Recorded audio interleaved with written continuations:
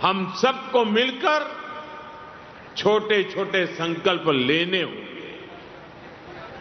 मैंने कल हमारे साझा प्रयासों में द्विपक्षीय व्यापार के 20 बिलियन यूरो के लक्ष्य की ओर तेजी से बढ़ रहा है। भारत में मौजूद 800 से अधिक 20 बिलियन यूरो के लक्ष्य की ओर तेजी से बढ़ रहा है। भारत में मौजूद 800 से अधिक इटालियन कंपनीज भारत की ग्रोथ स्टोरी में सक्रिय भागीदार बन रही है।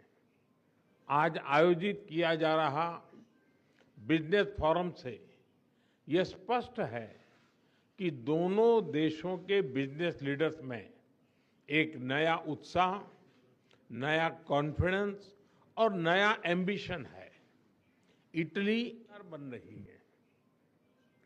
आज आयोजित किया जा रहा बिजनेस फोरम से यह स्पष्ट है कि दोनों देशों के बिजनेस लीडर्स में एक नया उत्साह, नया कॉन्फिडेंस और नया एम्बिशन है।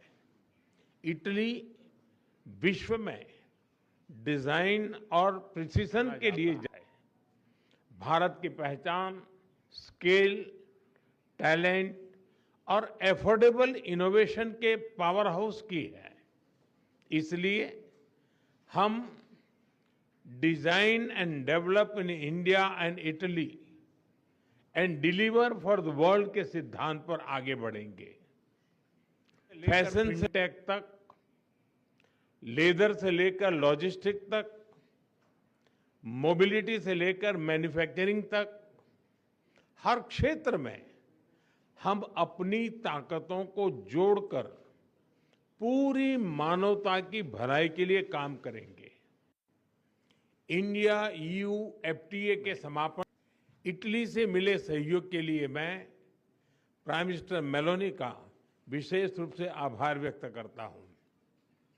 हम मिलकर इसके जल्द से जल्द इम्प्लीमेंटेशन के लिए काम करेंगे, जिससे बिजनेस कम्युनिटीज इसका पूरा लाभ उठा सके। फ्रेंड्स, टेक्नोलॉजी और इनोवेशन हमारी पार्टनरशिप का इंजन है।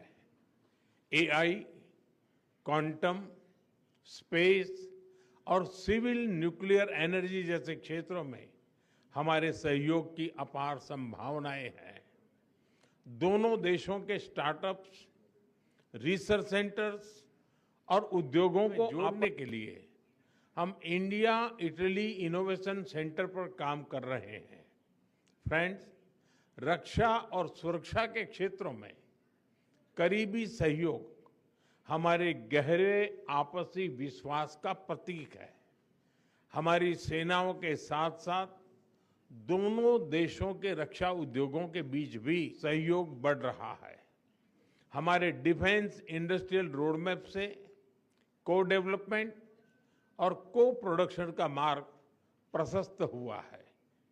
मैरीटाइम पावर्स के रूप में भारत और इटली के बीच कनेक्टिविटी के क्षेत्र में करीबी सहयोग स्वाभाविक है। हम मिलकर शिपिंग, पोर्ट्स मॉडर्नाइजेशन, लॉजिस्टिक्स और ब्लू इकोनॉमी पर काम करेंगे। हमने अपनी विन विन साझेदारी को तीसरे देशों तक ले जाने पर भी चर्चा की। इस दिशा में आगे बढ़ते हुए हम अफ्रीका में ठोस प्रोजेक्ट्स पर काम करने सहमत हुए। फ्रेंड्स, भारत और इटली एकमत है कि आतंकवाद मानवता के लिए गंभीर चुनौती है। टेरर फाइनेंसिंग के खिलाफ हमारी साझा पहल ने पूरे विश्व के सामने एक महत्वपूर्ण उदाहरण प्रस्तुत किया है। भारत और इटली ने यह स्पष्ट संदेश दिया है कि रिस्पॉन्सिबल डेमोक्रेसीज केवल आतंकवाद की निंदा नहीं करती, बल्कि उसके फाइनेंशियल नेटवर्क को तोड़ने के लिए भी ठोस केवल आतंकवाद की निंदा नहीं करती बल्कि उसके फाइनेंशियल नेटवर्क के लिए भी ठोस कदम भी उठाती है। यूक्रेन, पश्चिम एशिया तथा अन्य तनावों को लेकर हम लगातार संपर्क में रहे हैं। भारत का मत स्पष्ट है कि सभी समस्याओं का समाधान डायलॉग और डिप्लोमेसी के माध्यम से होना चाहिए।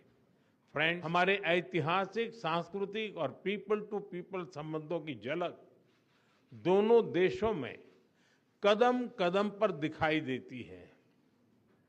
इटली में भारतीय कला, योग, आयुर्वेद और खान-पान के प्रति आकर्षण बढ़ रहा है। संस्कृत जैसी प्राचीन भाषाएं एक ही भाषा परिवार से आती हैं। यह दर्शाता है कि हमारा डिप्लोमेसी का नहीं, साझी धरोहर का है। अगले वर्ष भारत और इटली के संबंधों की और ताकत मिलेगी।